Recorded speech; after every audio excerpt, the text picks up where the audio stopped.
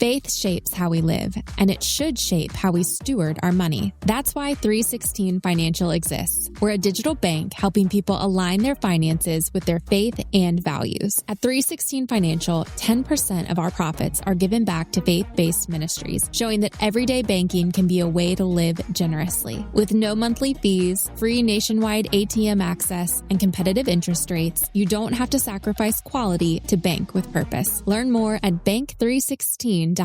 Banking services provided by 316 Financial, a division of Primis Bank, member FDIC. Life Audio. The Bible Study Podcast, episode 962. Today, the Bible Study Podcast continues the study of the Gospel of Luke with Luke 24.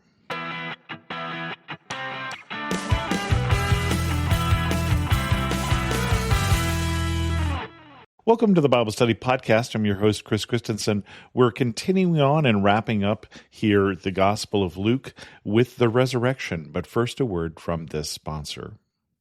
Need a daily spark of hope and direction? Let the Daily Bible app from Salem Media be that spark. This free Android app delivers an uplifting verse each morning, plus reading plans, devotions, and trusted podcasts from leaders like Joyce Meyer and Rick Warren. Prefer to listen instead? The Daily Bible app reads verses, reading plans, and chapters aloud, handy for the headphones moment of your day. Choose from versions like ESV, NIV, KJV, and more, and bookmark favorites to revisit later. Share inspiring messages with loved ones right from the app. Feel God's presence in every notification. Search for Daily Bible app on Google Play and begin your day with hope, purpose, and peace. Luke 24 starts this way: Jesus has risen. On the first day of the week, very early in the morning, the women took the spices they had prepared and went to the tomb. They found the stone rolled away from the tomb, but when they entered, they did not find the body of the Lord Jesus. While they were wondering about this, suddenly two men in clothes that gleamed like lightning stood beside them. In their fright, the women bowed down with their faces to the ground, but the men said to them, "Why do you look for the living among the dead? He is not here. He has risen. Remember how he told you while he was still with you in Galilee, the Son of Man must be delivered over to the hands of sinners, be crucified, and on the third day be raised again." Then they remembered his words. When they came back from the tomb, they told all these things to the 11 and to the others. It was Mary Magdalene, Joanna, Mary the mother of James, and the others with them who told this to the apostles. But they did not believe the women, because their words seemed to them like nonsense. Peter, however, got up and ran to the tomb. Bending over, he saw the strips of linen lying by themselves, and he went away, wondering to himself what had happened. Now, remember that in the chapters previous, as they're heading to Jerusalem, Jesus tells them, I think it's on 3 different occasions, what is going to happen, that he's going to die, that he's going to rise again. But it made no sense to them.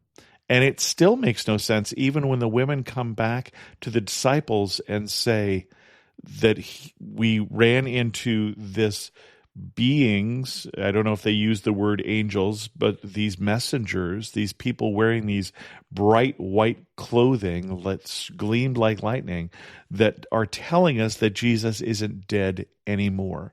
Now, isn't dead anymore is one of those strange phrases that one does not get to say. It is not something that one normally uses. When one is dead, one tends to stay dead. I thought it was interesting when I learned Spanish that there are 2 different words for to be, something that is temporary and something that is permanent. And oddly enough, in Spanish, when we say that you are dead, using the word to be, you use the temporary form. And I think that's a great statement of faith here, that the belief in this temporariness of death. But it wasn't what these people believed. It wasn't what Mary and Mary Magdalene and Joanna believed. They came to the tomb on this Sunday morning to say goodbye, to anoint Jesus' body for burial. They didn't get a chance to do it on Friday night because it was the Sabbath and they weren't allowed to work on the Sabbath. And so as soon as the sun went down, they had to stop this preparation of Jesus' body. But that is what they've come to do here. They've come to say goodbye in the appropriate fashion by anointing Jesus' body, but it's hard to do when there's no body. What they weren't expecting, even though Jesus had told them this would happen, is they weren't expecting the tomb to be open, to have these angels in it giving them a message. So they do what you should do. You run back and tell everybody else, and everybody else doesn't believe them. I always thought it's interesting. Of course, it's the everybody else who writes down this story later on. Luke goes and interviews people and creates his understanding of the story and writes this account. And the disciples are probably the ones who told him, yeah, they came back and we didn't believe them. It doesn't put them in the best light, but it's what happened. And Peter goes and runs to the tomb and sees the strips of linen where there should be a body, and he still isn't sure what's going on. Continuing on the road to Emmaus. Now the same day, two of them were going to a village called Emmaus, about 7 miles from Jerusalem. They were talking with each other about everything that had happened. As they talked and discussed these things with each other, Jesus came up and walked along with them, but they were kept from recognizing him. He asked them, "What are you discussing together as you walk along?" They stood still, their faces downcast. One of them, named Cleopas, asked him, "Are you the only one visiting Jerusalem who does not know the things that have happened in these days?" "What things?" he asked. "About Jesus of Nazareth," they replied. "He was a prophet, powerful in word and deed before God and all the people. The chief priests and our rulers handed him over to be sentenced to death, and they crucified him. But we had hoped he was the one who was going to redeem Israel. And what is more, it is the 3rd day since all this took place. In addition, some of our women amazed us. They went to the tomb early this morning, but didn't find his body. They came and told us they had seen a vision of angels who said he was alive. Then some of our companions went to the tomb and found it just as the women had said, but they did not see Jesus." So Jesus is walking along with these two disciples who we haven't really met before. We don't know who the one is. His name isn't given. The other one is Cleopas. The only time I think Cleopas is mentioned. So relatively minor disciples in terms of this whole story that Luke has told. But for some reason, Jesus is walking along with them, the resurrected Jesus, and they don't recognize him. So this always gives us questions about resurrection, and are we getting a new body that doesn't look like the old body, and why don't they recognize Jesus? And is this something supernatural that kept them from recognizing them, or did he just look different? All of those I can't answer, but we've got this journey that these two are going along with to this town of Emmaus. And as they're going along, they're talking to Jesus, and they're talking about what's happened, because Jesus is acting as if he has no idea of this story.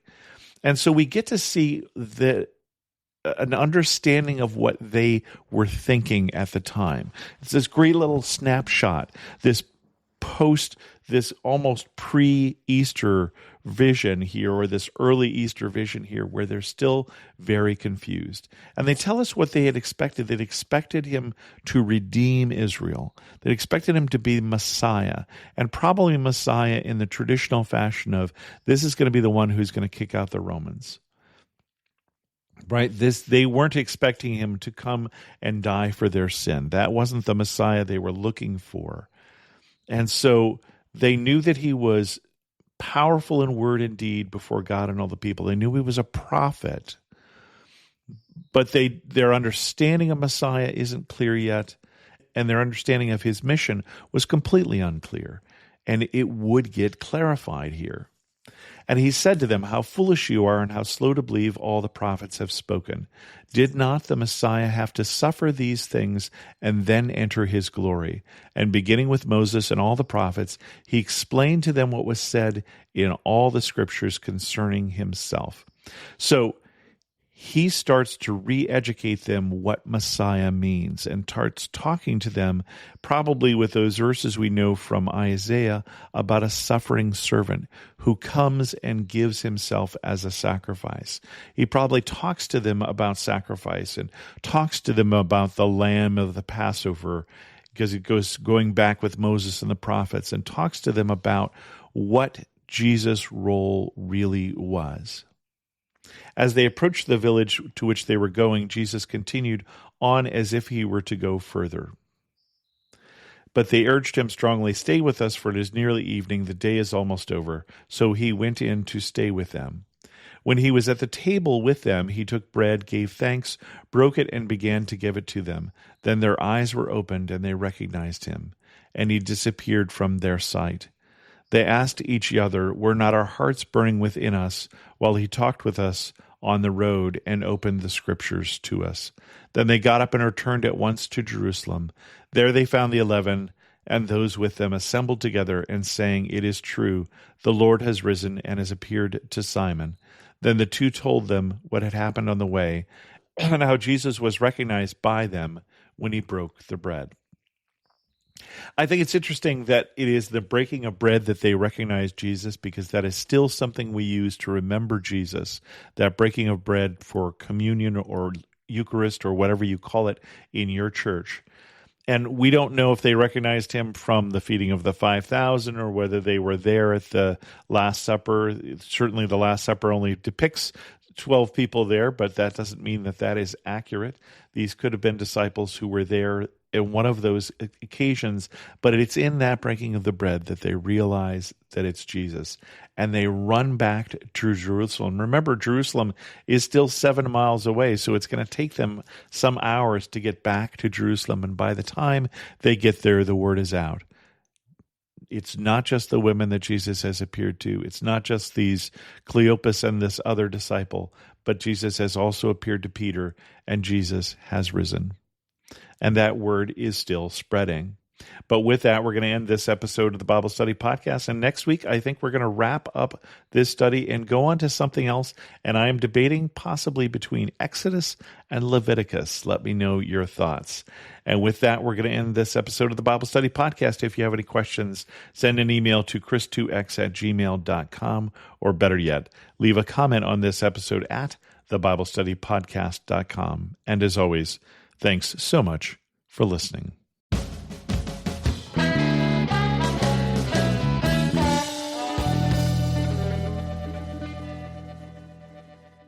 I want to take just a second to thank the team at Life Audio for their partnership with us on this podcast. If you go to lifeaudio.com, you'll find dozens of other faith-centered podcasts in their network. They've got shows about prayer, Bible study, parenting, and more. Finding uplifting news in today's headlines is often like searching for a needle in a haystack. At the Story Behind podcast, we believe in the power of finding heartwarming tales and are happy to share empowering stories with you every week. Get inspired by the note a waitress received from a patron dining alone, and even hear about how one VIP passenger made a hardworking pilot get emotional before his flight. To start listening to the Story Behind podcast, visit lifeaudio.com. The Historical Jesus Podcast is the sweeping saga of the life and times of Galilean Jesus of Nazareth, as well as the faith, religion, and church founded to honor and disseminate his acts and teachings. Join me, Mark Vinette, on this fascinating journey through time, exploring the many great works of Christian theology, literature, architecture, music, and art, inspired by the words and deeds of Jesus Christ.